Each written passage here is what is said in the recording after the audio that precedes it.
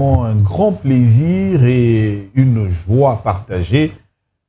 Débat religieux, comme nous l'avons annoncé, nous continuons justement l'étape sur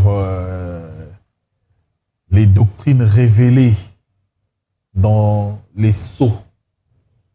Et nous étions parlant de la polygamie et de la sémence du serpent. Le premier point était sur la polygamie. Qu'en est-il de la conclusion qui a été donnée? Nous revenons encore aujourd'hui pour en savoir plus. En ce qui concerne les différentes doctrines révélées, ces mystères qui ont été révélés dans le message du prophète William Marion Branham. Et c'est ce qui fait de lui le messager du temps de la fin. Et ça sera dans la conclusion que vous saurez réellement que si ces doctrines sont réellement révélées, étaient réellement de mystères qui sont révélés, alors il n'y aura pas d'antipode. Nous allons conclure que William Marion Branham est bel et bien le messager du temps de la fin. Pour ce faire, nous recevons toujours les mêmes invités, le docteur Boris Mbota, qui est avec nous, le pasteur Anthony Chamba et toute l'équipe des amis du message du temps de la fin et particulièrement de l'église primitive. Et également le docteur Didier Bofi qui est avec nous aussi aujourd'hui. Alors sans plus tarder, nous allons évoluer directement puisque c'est un débat qui est en continu. Nous ne faisons que poursuivre ce que nous avons commencé depuis un temps.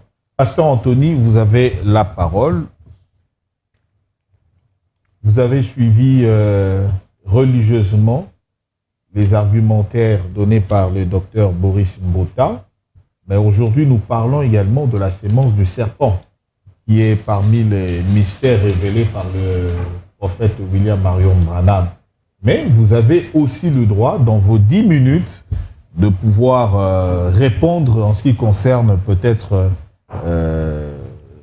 le mariage. Oui, et le divorce. Et le divorce. Dans sa conclusion, hier, notre co-débatteur a dit que nous ne sommes pas parvenus à démontrer que la polygamie était une révélation, était un mystère que le prophète Branham a révélé, un mystère contenu dans les 7 sceaux.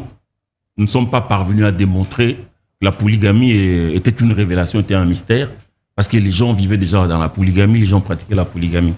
Mais ici, dans son enseignement, un homme qui fuit la face de l'Éternel, prêché le 17 février 1965, Jeffersonville, Indiana. Le prophète Branham avait dit, page 7, paragraphe 7 également. Et le grand sujet vital qu'on a devant nous maintenant, c'est le mariage et le divorce. Et s'il y a une question, il doit y avoir une réponse. Il ne peut pas y avoir de questions sans qu'il y ait une réponse. Peu importe ce que c'est, il doit y avoir une réponse. Et si le Seigneur le veut, j'essaierai d'en parler dimanche matin. Poursuivons. On en arrive à la page 6, paragraphe 23.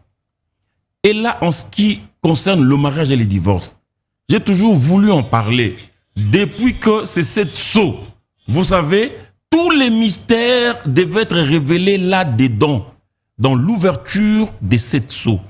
Tous les mystères de la Bible. Et je me dis que maintenant, comme je commence à me faire vieux, je me dis que je pense que je ferais mieux, au moins de le mettre sur bande, au cas où il m'arriverait quelque chose. Alors l'Église se demanderait, on se demande ce qu'il avait à l'esprit, qu'est-ce qu'il aurait dit, et tous ces sujets qui ont l'air d'être si difficiles.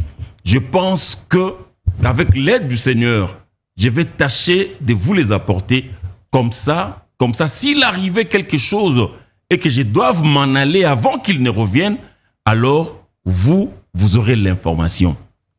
C'est pour prouver que c'est le prophète Branham qui nous dit que les mystères de la polygamie, mariage et divorce, c'est des mystères qu'il a reçus à partir de l'ouverture de cette sceau.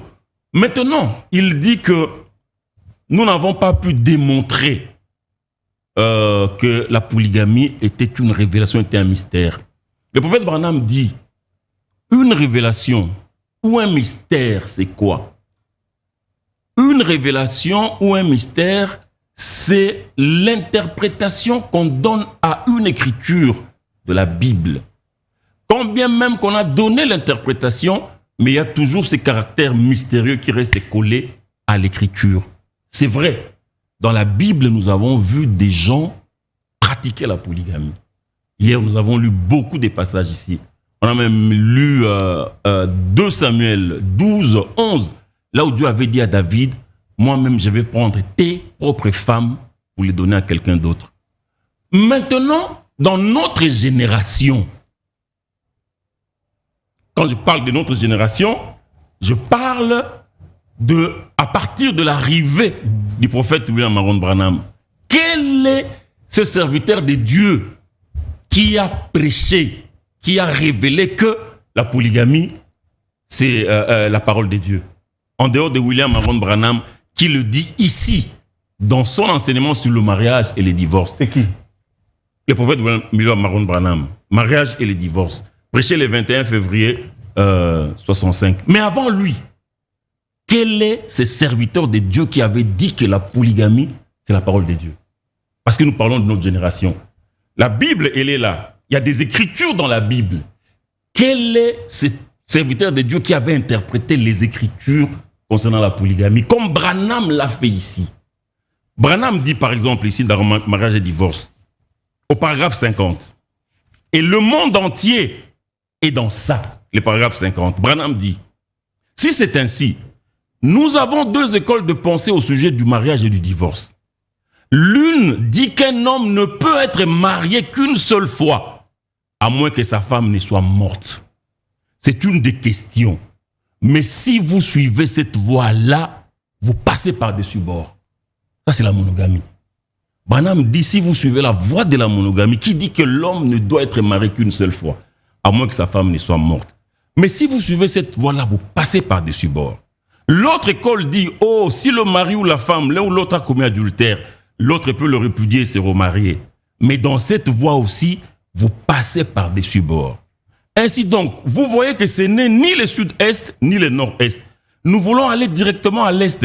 Vous sortez de l'écriture en suivant cette voie-ci de la monogamie. Vous sortez de l'écriture en suivant cette voie-là de l'égalité des sexes. L'égalité des droits. Nous voulons savoir où l'écriture correspond à l'écriture et connaître la vérité là-dessus. Chacun prend une voie différente et manque le but qui est d'apporter la réponse correcte. Mais pourtant, il y a une réponse correcte. Branham poursuit. Paragraphe 161. Paragraphe 161. Branham dit, maintenant, le monde doit être peuplé non pas par la création originelle de Dieu comme au commencement, non pas par la création originelle, mais par les désirs sexuels. Bon, voilà qui met le point final au commencement. C'est les désirs sexuels qui met le point final au commencement. Paragraphe 164. Vous voyez, après le commencement, quelque chose d'autre fut introduit. Ce que je vais vous dire va vous choquer. Êtes-vous fatigué? Veuillez rester tranquille encore un peu. Ensuite, quand l'alliance double de l'homme et de la femme a été faite par le sexe, c'était une alliance totalement différente. Ce n'était pas l'alliance originelle, mais une autre alliance. Qu'est-ce qui fut introduit? La polygamie partout. Après le commencement, la polygamie fut introduite aussi bien chez l'animal que chez l'homme après le commencement à la chute. Paragraphe 165. Dieu, en second lieu, a établi une nouvelle nature par le sexe. Dieu avait créé la première nature sans le sexe. Croyez-vous cela? Maintenant, il y a une nouvelle alliance avec la nature. Il a institué un autre ordre par le sexe. C'est la seconde alliance. Un mâle et de nombreuses femelles. Un daim et tout un harem de daines. N'est-ce pas vrai? Un taureau et tout un troupeau de vaches. Un coq et une cour pleine de poules. N'est-ce pas vrai? Un seul David, selon son cœur, ayant 500 femmes et 100 enfants nés de différentes femmes en une année. Et c'était un homme selon le cœur de Dieu. Un Salomon avec 1000 femmes. Mais remarquez ceci maintenant. Il n'en était pas ainsi au commencement. Mais maintenant, nous sommes après le commencement. La femme ayant fait cela devient ensuite exactement ce qu'elle est aujourd'hui. 106. David, le roi qui représentait Christ, gardez bien cela dans votre pensée. David représentait Christ. Croyez-vous cela? Christ s'assiera sur le trône de David. Et ce David, un homme selon le cœur de Dieu avait 500 femmes.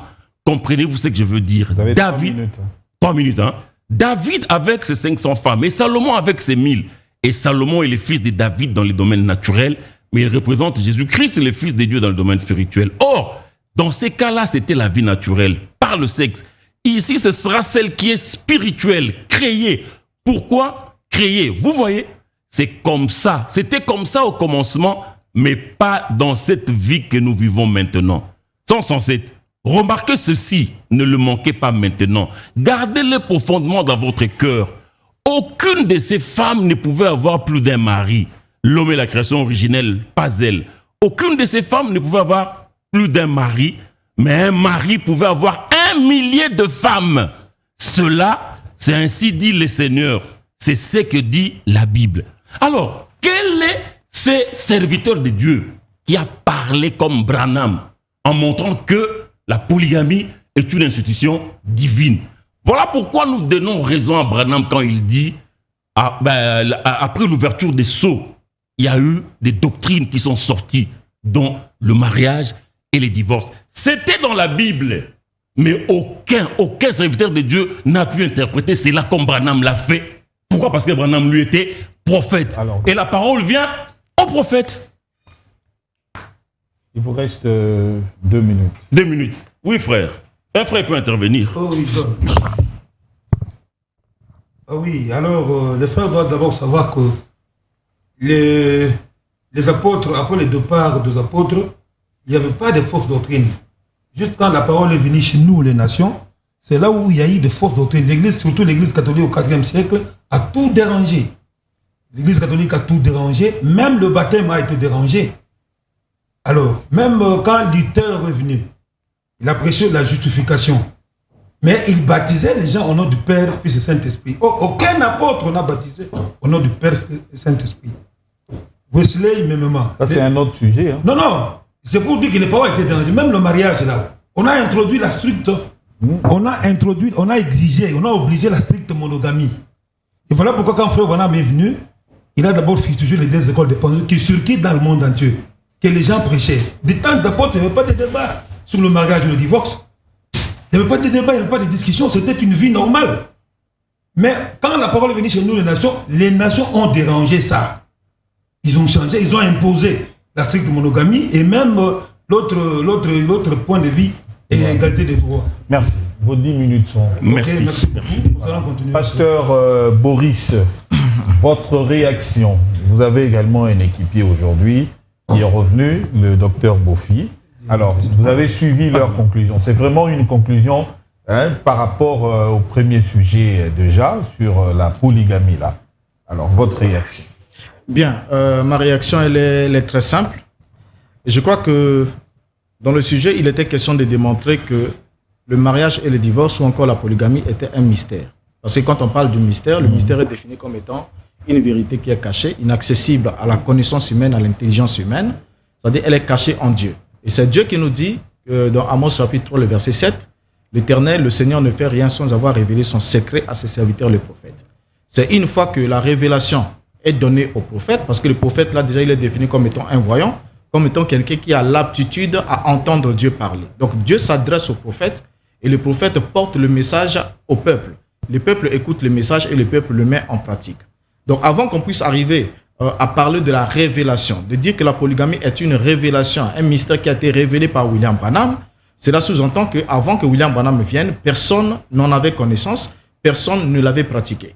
Alors, si les gens ont pratiqué la polygamie tout bonnement, tranquillement, qu'ils soient dans les cadres religieux comme dans les cadres païens, que ce soit ceux qui partaient à l'église comme ceux qui ne partaient pas à l'église ont pratiqué la polygamie, et je voulais démontrer qu'il y avait déjà les Mormons qui pratiquaient la polygamie, et ils l'ont enseigné, ils l'ont institué avant eux-mêmes de les démanteler encore pour dire que voilà, c'était en quelque sorte quelque chose de hanté, une pratique honteuse et tout et tout.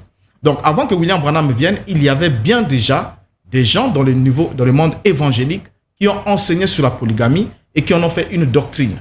Et l'Église des Saints des derniers jours, ils savent bien, ils sont en train de me suivre, ils savent bien comment ils sont passés par là. Donc, si la polygamie était un mystère, c'est-à-dire qu'il était scellé dans les prétendus 7 sceaux, comme vous le dites, et que William Branham, en révélant les sceaux qu'il a plagiés chez Clarence Larkin, il aurait aussi révélé ce qui devait se passer avec la polygamie. Alors là, nous sommes dans une grande confusion parce que jusqu'ici, vous n'avez pas à définir ce que c'est un mystère. Donc avant de parler de la révélation, il faut d'abord parler d'un mystère, quelque chose qui est caché, qui est inaccessible, qui n'est pas accessible à la connaissance ou à l'intelligence humaine. Or, ce n'est pas le cas avec la polygamie. Et c'est là où je vous ai dit que lorsque vous soutenez que les 7 sceaux ont révélé la polygamie, c'est-à-dire mariage et divorce, c'est-à-dire la polygamie, vous êtes en porte-à-faux. Parce que même William Branham, là, je sais que je ne suis pas un ami de Branham, parce que je dénonce complètement ces derniers. Mais je ne vous soutiens pas dans ce sens-là, parce que quand Branham parle de mariage et le divorce, William Branham n'est pas en train de globaliser uniquement la polygamie. Parce que dans les mariages et les divorces, il n'est pas question de régler le problème uniquement de la polygamie. Même les déclarations que vous avez lues de William Branham, comme quoi la polygamie a été introduite partout, autant chez les humains que chez les animaux, c'est une déclaration qui est fausse. Vous ne pouvez pas la démontrer avec la science, avec la parole, parce que je vous apprends aussi qu'il y a même des animaux qui ne mélangent pas de partenaires, qui ne changent pas de partenaires. Que ce soit dans le règne animal, je peux vous donner quelques noms, que ce soit au niveau des oiseaux, il y a des animaux qui ne changent pas de partenaires. Vous prenez par exemple la colombe ne change jamais de partenaire. Quand vous prenez 2 colombes, et vous les mettez ensemble, le mâle et la femelle, quand l'un meurt, l'autre demeurera ainsi jusqu'à la fin de ce jour. Ça, vous ne le savez pas. Alors, donc, quand Branham vous dit que la polygamie a été introduite partout, c'est vraiment quelque chose, au fait, j'aimerais, excusez-moi le terme, j'aimerais dire que c'est une bestialité. Pourquoi? On ne peut pas comparer l'homme et l'animal. Parce que l'homme a été créé à l'image de Dieu. L'homme est doté d'un esprit. L'homme est doté d'une âme. L'homme est l'image du Créateur. Il n'est pas comme un animal. L'animal n'a pas besoin de se marier pour contracter un lien conjugal. Il vient, le mâle monte sur la femelle, tout ça. Il n'y a pas de règles, il n'y a pas de loi là-bas. Mais chez l'être humain, c'est totalement différent. Donc, si vous voulez prendre l'exemple sur le coq qui gère une basse-cour de poule, sur le lion qui gère des lions, tout ça là, donc vous êtes en train de vous identifier au règne animal. Donc, montrant par là que vous êtes descendu plus bas parce que vous ne restez pas dans votre classe. Alors, lorsqu'on revient dans la classe humaine, en tant qu'être humain, Dieu qui vous a créé, Dieu qui a créé la femme, alors que les animaux avaient déjà leur femelle à côté d'eux. Mais quand Dieu a créé la femme, il avait une ambition précise. C'était pour briser la solitude de l'homme. Nous en avons déjà parlé. On ne va pas revenir sur ça. Et c'est pour briser cette solitude-là et pour accomplir la loi qu'il leur avait instituée comme quoi reproduisez, soyez féconds, multipliez, remplissez la terre. Donc Dieu l'a fait dans un objectif bien précis. Alors donc, en prenant ce que vous apportez, les propos de William Branham comme quoi, lorsqu'il dit que je vais enseigner sur la polygamie, le mystère a été révélé, le mariage et le divorce ont été révélés, tout ça là, c'est Branham qui vous en dit en erreur. Parce qu'il fait de la polygamie un mystère que lui, il serait venu révéler, alors qu'il n'est pas le premier à en avoir parlé, alors que c'est une pratique qui a déjà existé dans le temps et qui, au finish aussi, n'est pas en accord avec ce que disent les Saintes Écritures. C'est là où, quand vous revenez sur cette question, je vous ai souligné un élément important en parlant du Messie, en parlant de Christ, en parlant de comment il était venu pour régler ces problèmes-là, puisque Moïse, en instituant sur la question, en statuant sur la question du mariage, Moïse est allé jusqu'à écrire au sujet de la bigamie. Donc l'encadrement sur le point où un homme pouvait prendre une deuxième femme. Ça, c'est ce qui est écrit dans les textes bibliques. Vous ne pouvez pas secouer la tête parce que vous n'avez pas des avis contraires. Ça, c'est ce qui est légiféré. Donc, dans les textes, il s'agit de cela. Alors, Moïse ne s'est pas arrêté là. Moïse aussi permet à l'homme d'octroyer une lettre de divorce pour n'importe quel motif et d'épouser une autre femme. Mais seulement, la femme qui est répudiée par le premier mari, si elle devient la femme d'un autre, elle ne peut pas répudier, c'est-à-dire revenir au premier mari une fois que le second acquéreur l'aurait soit répudié ou serait mort, parce qu'elle serait déjà souillée selon la loi de Moïse. Alors, quand le Christ arrive, il vient trouver ces deux écoles de pensée qui s'affrontent. Donc, l'homme juif avait la possibilité de s'attraper une deuxième femme, et ils avaient aussi la possibilité de répudier n'importe quand et de se remarier n'importe quand. Donc, il peut répudier même 50 femmes dans sa vie, autant de nombre de fois qu'il voudra répudier des femmes, mais l'essentiel est qu'il ne retrouve plus, il ne ramène plus avec lui une femme qui a été répudiée et qui a été déjà touchée par un autre, il pourrait redevenir sa femme. Donc ça, c'était une loi. Mais quand on pose le problème à Christ, Christ est clair et il ne prend pas de détour. Il dit qu'au commencement, Dieu créa l'homme et la femme et il est écrit, vous connaissez les passages, Et il a dit les deux ne seront plus deux, mais ils seront une seule chair. Alors, que l'homme ne sait pas point ce que Dieu a uni. Alors, sur ce point-là, le Christ ne s'arrête pas là. Il descend pour souligner, pour mettre dehors la possibilité de répudier la femme, le divorce comme tel. Et il les souligne, il dit que quiconque répudie une femme et en épouse une autre commet adultère. C'est dit par le Christ et vous ne pouvez pas le corriger parce que vous n'êtes pas plus au fait. Si vous étiez ses disciples, vous ne secouerez pas la tête devant les paroles de votre maître. Parce que lorsque le Christ parle, on vous rapporte les propos de Christ et vous secouez la tête. Alors cela montre que vous n'êtes pas d'accord avec lui, donc vous êtes plus éclairé que Jésus, vous êtes plus intelligent que lui, alors vous devenez ses maîtres, il devient votre disciple. Et là, on comprend à la rigueur que c'est un blasphème, un manque de respect. Vous ne connaissez pas à qui vous appartenez réellement et qui vous prétendez défendre.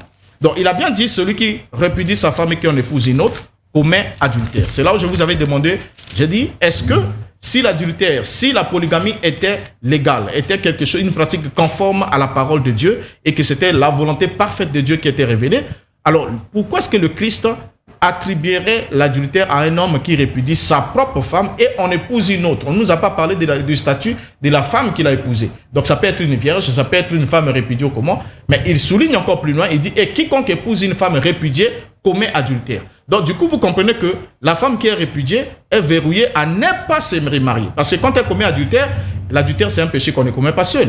C'est un péché qu'on commet toujours avec un partenaire. Donc, si elle est répudiée, elle n'est plus la femme de son mari, elle se retrouve ailleurs, l'homme qui va avec elle, qui la prend, commet adultère avec elle.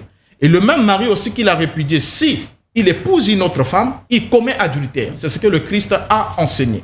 Et partant de là, c'est là où les disciples avaient dit, je contrôle le temps. Il vous reste 2 minutes. Ok. Alors, c'est là où les disciples ont posé la question au maître. Ils ont dit, si telle est la condition de l'homme à l'égard de la femme, mieux vaut ne pas se marier. Vous voyez, parce qu'ils avaient compris que c'était difficile. C'est là où le Seigneur leur dit, ce qui est difficile aux hommes ne l'est pas pour Dieu. Et il leur a aussi montré que le mariage n'est pas fait pour tous, parce que c'est une responsabilité. Si vous ne pouvez pas vous y engager, ne vous y engagez pas. N'entrez pas de façon hasardeuse, ou ensuite rompre pour vouloir faire demi-tour. Mais une fois qu'il y a rupture, vous devez rester seul ou vous réconcilier avec votre mari, dans le cas d'une femme, ou encore demeurer seul. Mais si elle devient la femme d'un autre du vivant de son mari, elle est adultère. Donc sur cette base, vous n'avez pas jusqu'ici, vous nous lisez les propos de William Branham. Vous nous lisez que voilà, Branham dit que j'ai révélé le mystère de mariage et divorce, mais moi je vous le dis, je vous l'affirme avec l'histoire et avec la Bible devant nous, que le mariage, la polygamie n'a jamais été un mystère. Donc, n'avait pas besoin de la révélation venant prétendument par William Branham. Et tout ce qu'il a eu à dire, il n'y a rien qui n'a été connu ni qui n'a été dit, parce que cela était déjà dit et cela existait déjà dans le monde. Merci, docteur. Je vous donne 1 minute parce qu'il vous reste 1 minute. Oui, comme ça, on va entrer dans... En liminaire, je voudrais dire... Votre micro. L'impression, c'est qu'on assiste ici à un débat entre les disciples de Branham et les disciples de Jésus. Quand le docteur était en train de lire la Bible, je vois les amis en train de secouer la tête pour dire non. Mais quand le monsieur ici lisait les brochures... Le pasteur Anthony. Comme vous le dites, j'ai difficile à croire qu'il est pasteur. Parce que celui qui contredit la Bible n'est pas de Dieu. Le micro. Alors vous voyez les amis en train de jubiler quand on lisait les brochures. Alors dans ces conditions-là, il est vraiment difficile de parler avec de telles personnes. Mais par respect aux téléspectateurs qui nous suivent, nous voulons quand même dire quelque chose. Frères journalistes, entre nous, la polygamie a quoi de mystérieux? C'est un mystère en quoi? Le mystère, c'est quelque chose qui est caché. Avant Branham et après Branham, la polygamie se pratiquait. Ça se pratique aujourd'hui. En quoi c'est un mystère? En quoi c'est une révélation? La révélation, je leur ai dit, Apocalypse, qu'est-ce que je dis? Psaume chapitre 119-130, définit la révélation comme la lumière qu'on a pour comprendre l'Écriture. Alors, il n'y a pas meilleur prédicateur du mariage plus que Christ. Le plus grand enseignement de Christ sur le mariage se trouve dans Matthieu chapitre 19. Et quand vous lisez cette écriture sans les lunettes de la religion, avec les lunettes du Saint-Esprit, parce que c'est le Saint-Esprit qui nous aide à comprendre l'écriture. Alors quand vous lisez cette écriture, vous verrez, j'ai aimé l'intelligence avec laquelle le pasteur parlait, Jésus n'a jamais été pour la polygamie. Alors quand Branham prétend prêcher la polygamie, ma conclusion est celle-ci, ça veut dire que Branham contredit Christ. Le prophète étant porte-parole, il ne dit que ce que son maître dit. Alors, quand Branham contredit Christ, en tout cas, j'ai difficile. Je pensais qu'il était prophète.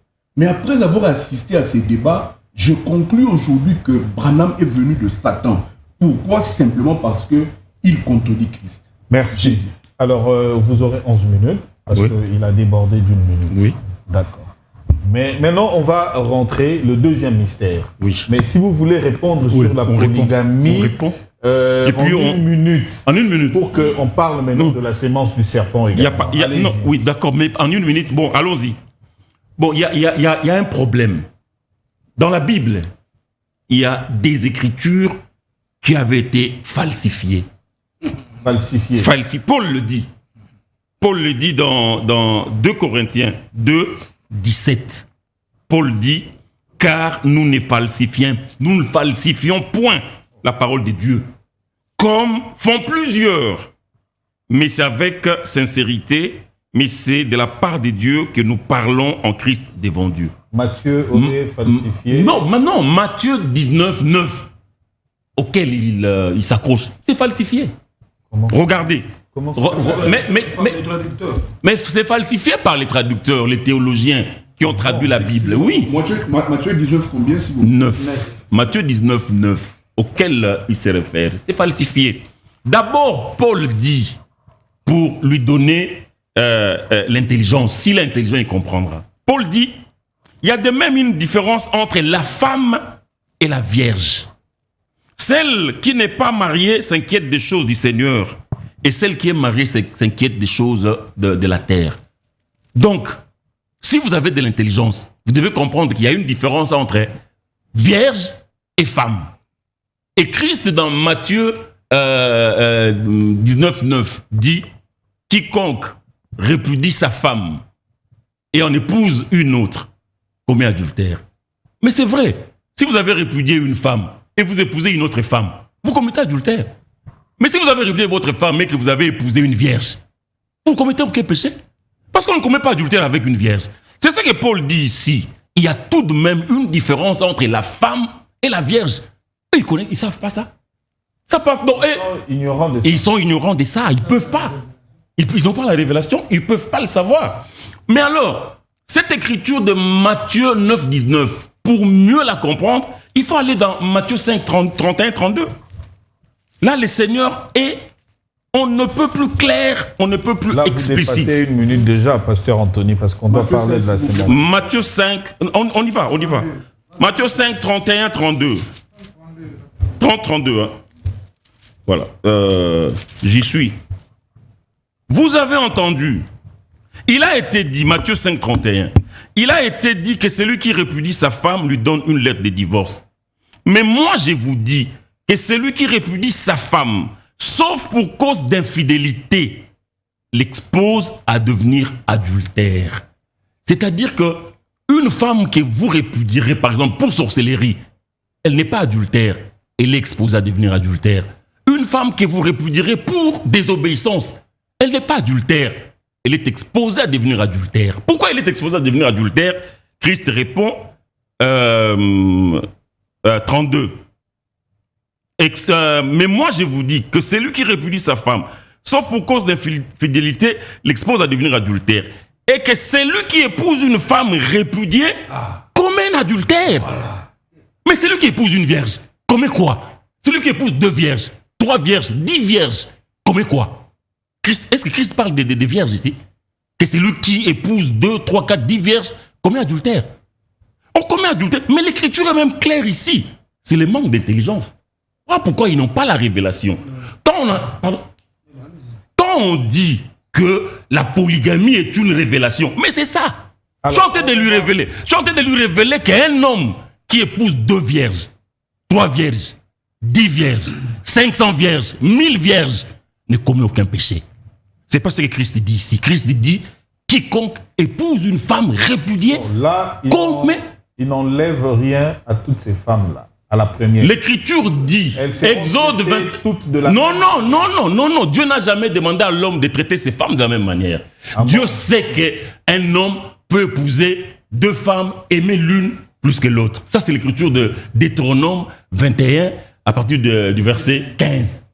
Si un homme qui a 2 femmes aime l'une plus que l'autre, et si les 2 femmes lui donnent des enfants, l'homme là doit respecter le droit d'aînesse. Donc, Dieu ne nous aime pas de la même manière. Il ne peut pas imposer aussi à l'homme d'aimer ses femmes de la même manière. C'est impossible. Mais je suis en train de lui montrer ici que un homme qui épouse 1000 vierges, il ne commet aucun péché.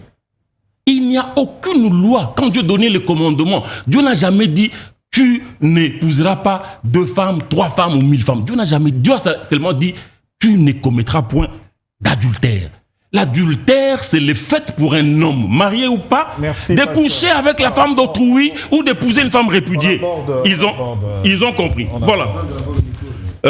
On aborde la sémence du serpent. C'est parmi les doctrines dites refaites. S'il vous plaît, on aborde la sémence du serpent. Frère, vous voulez entamer la sémence du serpent?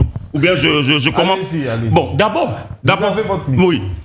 D'abord, dans la Bible, telle que je l'ai ici, il n'y a aucun verset biblique, je le souligne, aucun passage biblique qui attribue la paternité de Caïn à Adam. Il n'y a aucun verset dans la Bible qui dit que Caïn, vous aurez votre temps de parole, soyez disciplinés. Dans la Bible, il n'y a aucun verset, je le souligne, qui dit que Caïn est le fils d'Adam. Il n'y a aucun verset. Mais nous avons des versets dans la Bible qui démontrent que Caïn n'a jamais été fils d'Adam. Et puis, pour parler de la sémence du serpent, c'est même ça le péché originel, le péché du commencement. Le péché qui avait été commis au jardin d'Éden. C'est l'adultère entre le serpent ancien et Ève. Et de cet adultère-là est né Caïn, qui était le fils du serpent ancien. La révélation est là dans Genèse 2, 25. Si vous prenez Genèse 2, 25, la Bible dit « L'homme et sa femme étaient tous des nus et il n'en avait point honte. » Adam et Ève, c'était des grandes personnes, déjà créées des grandes personnes. Ils étaient nus au jardin d'Éden, ils n'en avaient point honte parce qu'ils ne connaissaient pas l'utilité de leur sexe, l'importance de leur sexe.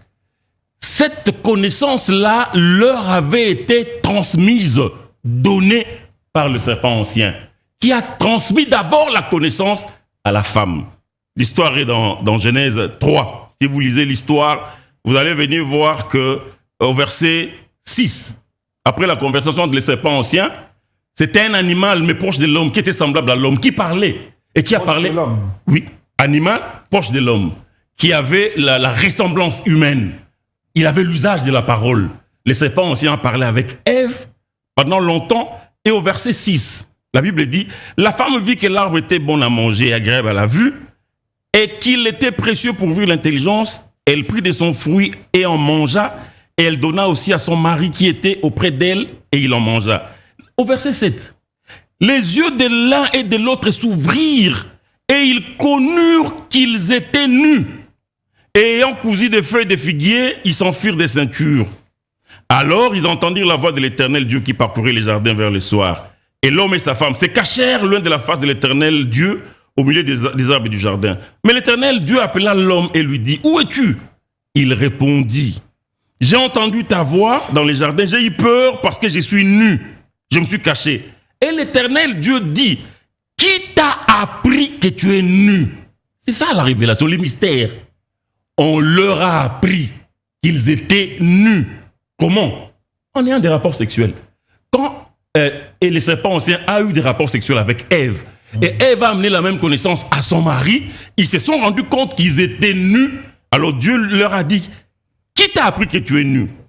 Et Adam, est-ce que tu as mangé de l'arbre dont je t'avais défendu de manger? L'homme répondit, la femme que tu as mise auprès de moi m'a donné de l'arbre et j'en ai mangé. Et l'Éternel Dieu dit à la femme, pourquoi tu fais cela? La femme répondit, le serpent m'a séduite et j'en ai mangé. Ève était une femme mariée, une femme d'autrui. La seule manière de la séduire, c'était de coucher avec elle. Le serpent aussi a couché avec Ève, et la femme l'avoue ici.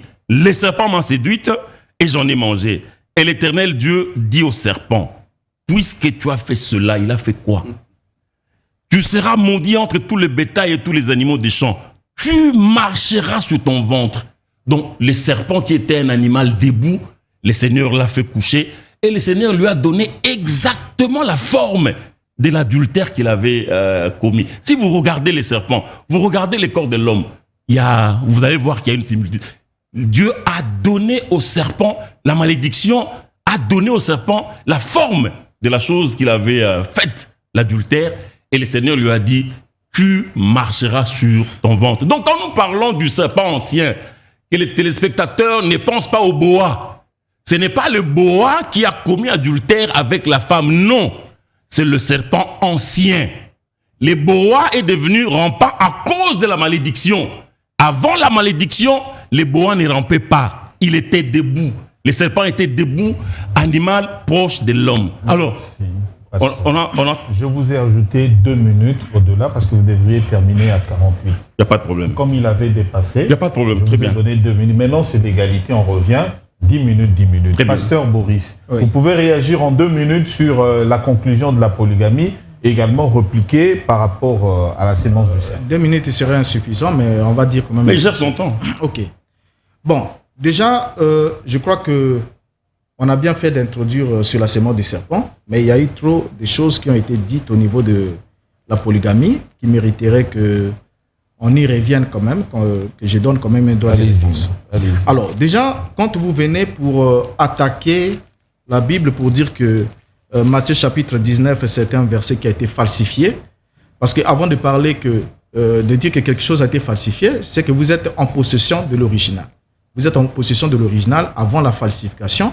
En ce moment-là, vous nous produisez l'original et c'est par l'original que nous allons confirmer que réellement ce passage a été falsifié. Donc, avant de partir de sortir de ce plateau, vous allez nous présenter le texte, le manuscrit original qui n'a pas été retouché au sujet de Matthieu chapitre 19.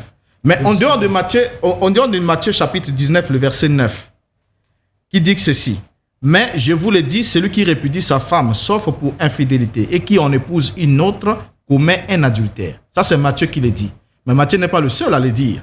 Marc aussi va dire la même chose. Marc dit ce qui suit. Il leur dit, dans Marc chapitre 10, le verset 11, il leur dit, celui qui répudie sa femme et qui en épouse une autre commet un adultère à son égard. Donc Marc aussi s'est falsifié. Tout à fait. Ok, c'est bon. Falsifié. Donc Luc aussi va dire ce qui suit. Quiconque répudie sa femme, Luc 16, verset 18. Quiconque répudie sa femme et on épouse une autre commet un adultère. Luc aussi falsifié. Et quiconque épouse une femme répudiée par son mari commet un adultère. Luc aussi falsifié selon vous. Alors, 1 Corinthiens chapitre 7, Paul va expliquer. Paul dit que lorsque l'homme et la femme sont unis, il ne doit pas se priver l'un à l'autre. Parce qu'aucun de deux n'a autorité sur son corps. C'est l'homme qui a l'autorité sur le corps de sa femme, tout comme la femme a l'autorité sur le corps de son mari. Et dans ce que vous chantez comme polygamie, en prenant comme référence ce qui s'est passé avec Abraham et avec les autres, mais vous oubliez un élément. Abraham est entré dans la polygamie sous la sollicitation de sa femme. Ce n'est pas le désir d'Abraham de dire, voilà, je vais avoir une autre femme et il va coucher avec la femme, comme cela s'est passé avec votre patriarche, parce que vous connaissez l'historique, je n'aimerais peut-être pas le déballer ici, comment il est entré dans cette affaire. Juste parce qu'il y avait une sœur qui était venue pour garder sa femme, c'est-à-dire aider sa femme à faire le ménage quand sa femme a couché. Et derrière ça, le monsieur est grimpé sur la sœur, Pierre Casse. C'est comme ça que c'est arrivé. Ils connaissent l'historique. Alors oui, c'est comme ça que c'est arrivé. Alors, il va coucher avec cette sœur-là. La sœur va tomber enceinte. Ça va faire des remue-ménages. Et alors, on va prendre une décision par le comité de l'église de le suspendre. De le suspendre. Et qu'est-ce qui va se passer? On va apporter, il y aura une fuite d'informations. Quand la fuite d'informations va arriver, Casse va prendre le devant pour prêcher alors la polygamie, alors qu'on avait une autre décision qui l'attendait. Une façon de couvrir son péché. Et à partir de ce moment-là, il s'est lancé à la course sur la polygamie. Alors, là n'est pas le grand problème. Le grand problème, c'est à quel niveau? Déjà, quand vous prenez le cas d'Abraham, vous prenez le cas de Jacob, vous allez vous rendre compte que dans le cas de Jacob, c'est Laban, son bon-père, qui l'a induit dans la polygamie. Son intention, c'était d'épouser Rachel, mais Laban a agi autrement. Et même les femmes, les concubines qui ont été proposées à Jacob, c'était la proposition des femmes. Parce qu'à cette époque, celle qui avait beaucoup d'enfants avait assez de poids parce qu'elle devait avoir une grande part qui devait lui être donnée à cause du fait qu'elle avait beaucoup d'enfants. Mais Rachel, n'ayant pas d'enfants, elle a pris sa servante et l'a donnée parce que c'était une loi à cette époque. On pouvait prendre sa servante et donner à son mari. L'enfant qui naissait de la servante était considéré comme étant votre propre enfant. Donc, c'est les femmes qui proposaient cela. Mais c'est totalement différent avec votre cas où c'est vous qui allez prendre des femmes et vous imposez ça à ces femmes-là. Et si la femme veut relever la tête, vous dites non, désobéissance, je vais te chasser et j'ajoute même une autre. Ça, c'est de la brimade et c'est une bêtise quand vous le faites même au nom de Dieu et derrière le nom de Dieu. Donc l'apôtre Paul est clair, lorsque l'homme et la femme s'unissent, ni l'homme ni la femme, aucune des deux n'a autorité sur son propre corps. Donc quand je me marie avec ma femme, c'est elle qui a l'autorité sur mon corps. Donc je ne peux pas prendre ce corps-là, le donner à une autre femme sans son avis. Tout comme c'est moi qui ai de l'autorité sur son corps, c'est ce qui est écrit dans les Écritures. Vous ne le savez pas, 1 Corinthiens chapitre 7. Vous ne l'avez jamais lu. Vous voyez, donc, au niveau du mariage, l'apôtre Paul établit une égalité de droit sur le corps des conjoints. Donc, vous avez le même droit sur le corps de votre femme, de la même manière que je n'accepterai pas qu'un autre homme tripote avec ma femme. Ma femme a aussi le droit de ne pas accepter que je tripote avec une autre femme, qu'une autre femme tripote avec moi. Ça, c'est ce qui est enseigné dans la nouvelle alliance, qui n'a rien à voir avec ce que vous avez eu à apporter ici.